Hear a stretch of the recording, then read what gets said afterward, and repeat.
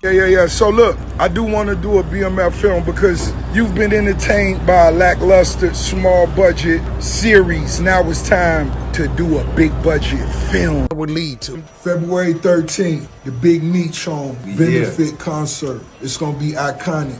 Too many names to list, but let me salute some of the legends. Lil Baby, Boss Man D-Lo, 21 Savage, Sexy Red, Ricky Rose. Now, this the first time it's ever been done. Me performing BMF with the icon himself. It'll be special. Epic. Get your tickets right now. I'm back. Lil Meech just flipped the whole hip-hop world upside down. He's calling out Rick Ross, accusing him of scamming Big Meech out of a whopping $120 million deal. And the news is spreading like wildfire. How you doing? Happy birthday, nephew. That's simple. A lot of like to spend their money. We love to spend our money. We can't take none of this. None. Ain't no armored trucks pulling up at no funeral. Simple. So you better enjoy this. A fool and his money will part. We do this. What started as quiet whispers online has exploded into a full-blown showdown. BMF versus Rick Ross, and neither side is backing off. Now the streets are going crazy. Timelines are packed, fans are arguing non-stop, and everyone's stuck on one burning question. A quick Google search for you says that your net worth is $20 million. I know I got more money than that. I might go 70 days without looking at my exact total amount of my money because it gives me anxiety keep looking at numbers all day. It's like when you put money in stocks, a stock trader told me, say, put a lot of money in stock, don't keep looking at that. It'll drive you crazy. Did Rick Ross really play one of the most respected names in street history just for clout and cash? The tension is thick and nobody knows what's real anymore. At first, it looked like the comeback story everyone wanted to see. Big Meech came home last October, and the culture was hyped to watch him rise again. People believed the legend was about to rebuild his empire the smart way. Right now, my shoulder broke, but we still getting to the money. We still count paper. This ain't a pump and dump. Through films, business moves, and generational success. Then Rick Ross jumped in, flexing with big promises and bigger numbers. He dropped that $120 million film deal pitch, claiming he'd turn Meech's story into a Hollywood masterpiece. It sounded like a dream. Movie contracts, luxury brand deals, and a global BMF franchise. But behind all that talk, the streets are whispering that it was all smoke and mirrors. No movie, no deal, no money, just hype. That's what insiders are saying. Ross apparently played it smooth, talking slick with fancy connections and shiny promises that never came true. Big Meech thought it was all about loyalty, but others saw straight-up manipulation. In the end, Ross walked away with more fame and more cash, while the BMF name got dragged through even more confusion. One street insider said people actually felt bad for Lil Meech, but they blamed the OGs for not seeing it coming.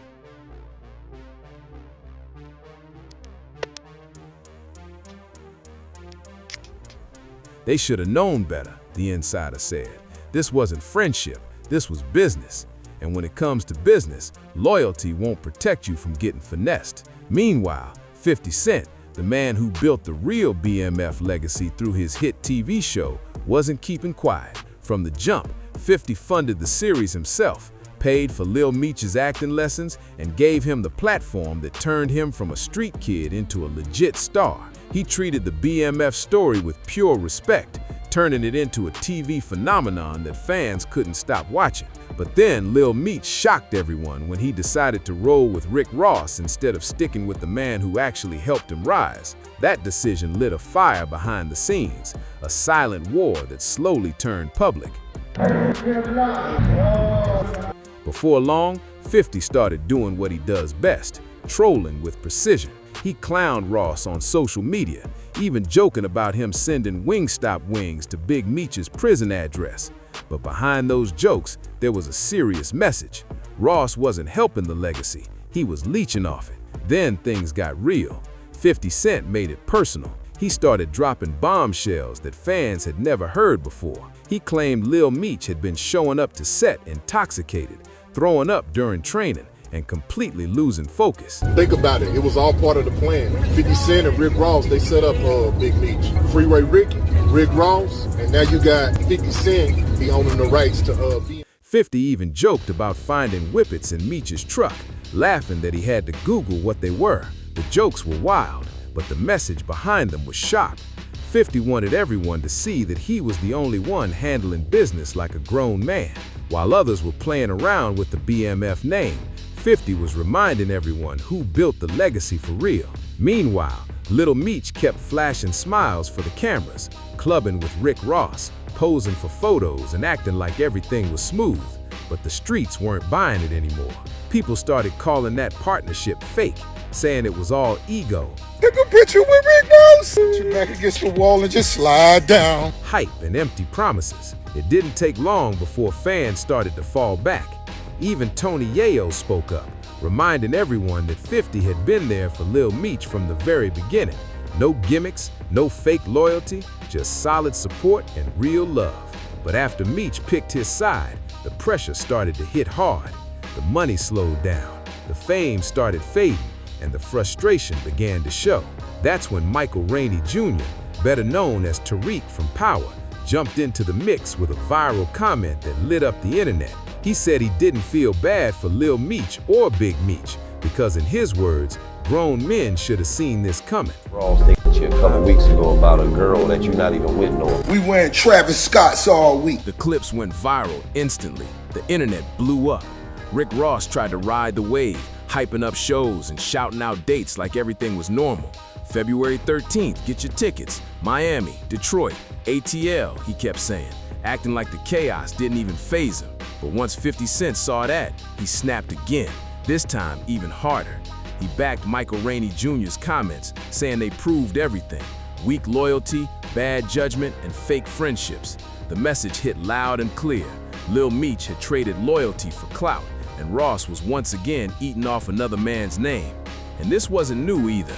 People close to Ross claimed he had a history of leaving his own people behind when things got messy. What is it with you and Ross that's just been going on for so long? Nothing else works for him outside of mentioning me. When things get bad, it gets covered first. I get covered across the board. They get covered on the hip-hop law. It is what it is. And you watch, because I have nothing else to say. You just see it happen periodically as it goes. You know, you see that big white elephant, that property he lives at? It costs more than the nightclubs. He's in the nightclubs. What kind of rich cut his own grass? Why you out there cutting your own grass? You're trying to save money? You don't want to pay for the lawn to get cut, huh? Ain't nothing wrong with cutting your grass. There were even stories about him letting his own crew get jumped in Canada just to test their loyalty. Cold, calculated, classic Ross. Then, right on schedule, Ross tried flipping the script again. Out of nowhere, he announced a big-budget BMF movie, claiming it would top 50's TV version. He even started name-dropping directors like F. Gary Gray and Tarantino, trying to make it sound official, but everyone knew that was pure cap. It was just Ross doing what he does best, talking loud, staying viral, and keeping that spotlight locked on himself. But this time, the narrative flipped fast. The hip-hop world started catching on to his game, and that's when Wack 100 jumped into the mix, calling Ross the real villain in this story. He didn't sugarcoat a thing. Wack 100 didn't hold back. He straight up said Rick Ross was never loyal to Big Meech. According to him, Ross was just a manipulator using the BMF name to throw cheap shots at 50 Cent. Biggest boss Ricky Rose just got word. Meech concert not happening tonight, but 305 is going down at the office. Meet us there. Bam! Wack made it crystal clear. If Ross truly respected Meech, he would have handled business quietly, behind the scenes, without all the extra flexing and camera time. But instead, Ross turned everything into a full-blown circus. It became a one-man show, fake loyalty, loud clout chasing, and endless self-promotion. Every interview, every post, every so-called announcement was centered around Ross, not the BMF legacy. The more he talked, the more obvious it got. Ross had one mission only. I'm Big Meech, entrepreneur, here at 5 Star Smiles to make sure that my smile is right forever. First off, image is everything to me, you know, so the first thing people notice is the smile. So knowing that I was gonna be doing probably interviews and stuff like that and be in the limelight, I wanted to make sure that was the first thing I had did. And that's the thing, like a lot of people in the prison, they neglect that. Keep the spotlight on himself. He paraded Big Meech's name around like a trophy, using that connection to boost his own image and feed his ego. And honestly, that said everything. Ross wasn't moving for the culture, he was moving for attention.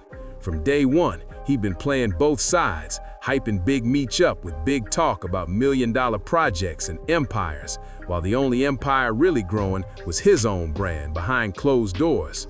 Worse yet, he even managed to drive a wedge between Big Meech and 50 Cent, the same man who built the entire BMF TV empire and gave the name a new life.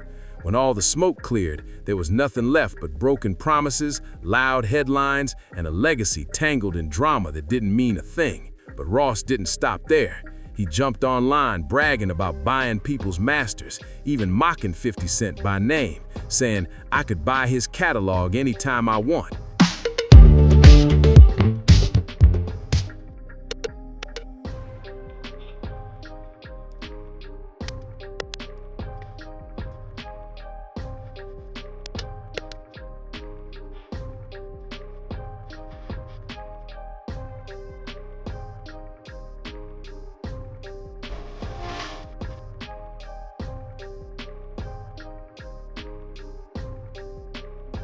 That line lit the internet on fire. Then, Ross decided to take it even further.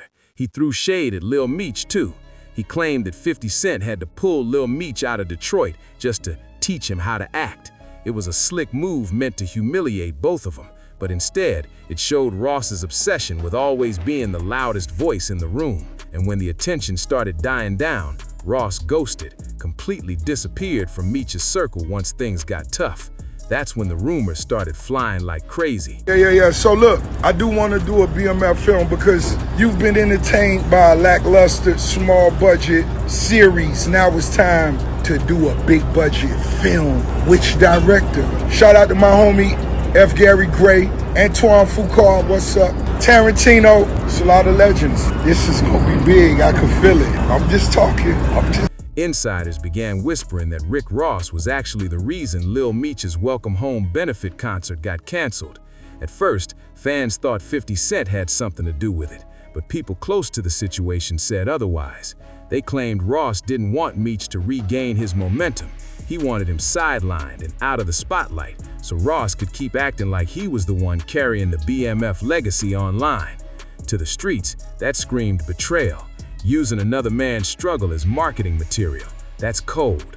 Ross had allegedly traded Meech's name for clicks, likes, and views, and when it stopped working for him, he cut ties like it was nothing. Lil Meech tried to clap back online, calling 50 Cent an internet gangster, claiming he was hiding behind social media for attention, but nobody bought it. Fans saw right through it. They said Meech was just trying to do damage control, cleaning up the mess Ross left behind. Take a picture with Rick Ross. You like a hoe, nigga. Put your back against the wall and just slide down. By that point, the memes were everywhere. The internet was roasting the whole situation.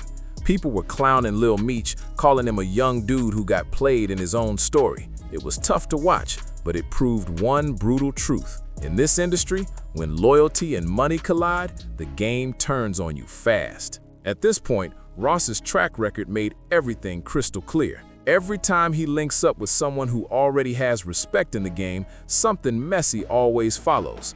Deals go bad, loyalty fades, and people end up left behind. It's a straight-up cycle. Just look at Maybach Music Group. Meek Mill, Wale, Gunplay, all those names once stood proud under Ross's wing. But behind all that flashy success, the truth was darker. Missing checks, shady paperwork, and non-stop frustration. February 13th, the Big Meech home benefit concert. It's gonna be iconic. Too many names to list, but let me salute some of the legends. Lil Baby, Boss Man D-Lo, 21 Savage, Sexy Red, Ricky Rose. Now, this the first time it's ever been done. Me performing BMF with the icon himself. It's gonna be special. Epic. Get your tickets right now. I'm back. The stories kept piling up. Ross smiling in public, acting supportive, while behind the scenes, he was the one pulling strings. It was always ego over teamwork, control over collaboration. Over the years, that pattern became impossible to ignore. Ross knew exactly how to move the chessboard, boosting himself while others took the hit. If he really cared about BMF, he would have built with Big Meech quietly, showing real respect and honoring the legacy. But instead, he went public on purpose, knowing 50 Cent would react. Because this wasn't just business anymore, it was pride and power. 50 wasn't fighting for clout, he was protecting something real, a brand he built from the ground up with loyalty, sweat, and consistency. Meanwhile, Ross was out here poking the bear, chasing another viral moment for attention. You took a picture with Rick Ross? Put your back against the wall and just slide down. Even Meek Mill, once seen as Ross's right-hand man, eventually distanced himself after realizing MMG wasn't built for everyone to win.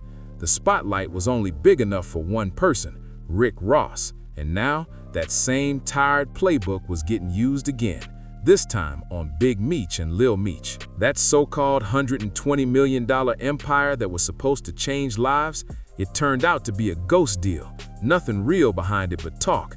And once again, Ross walked away with what he wanted, another wave of free publicity, interviews, and new followers. People started connecting the dots fast.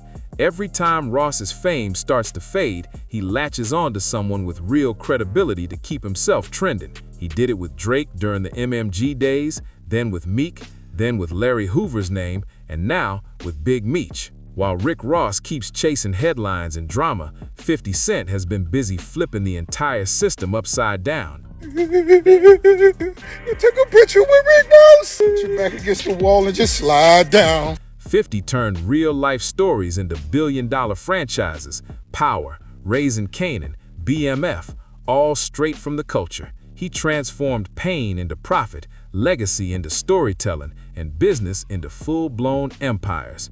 That's the difference right there. One man builds, the other borrows. And trust, the streets are watching every move. Fans started saying it loud. Ross is playing checkers, 50's playing chess. One's thinking 10 steps ahead, making strategic moves that last decades, while the other's chasing quick viral moments for attention. Yes, Charleston White is correct. I'm a rapper, not a dealer. Be sure to catch my new show, 50 Cent, 50 Ways to Catch a Killer. Behind all the noise and the bragging, the truth's getting harder to hide. Every time Rick Ross steps into someone else's world, that world ends up broken, confused, and left behind, while he walks away grinning for the cameras. At this point, the game couldn't be clearer. Rick Ross's playbook never changes. He builds his shine off other people's names, flipping their struggles into his own success. The real question now is how many more folks will fall for it before they wake up to what's really happening. Every single time someone stands next to Ross, they eventually learn the same hard lesson.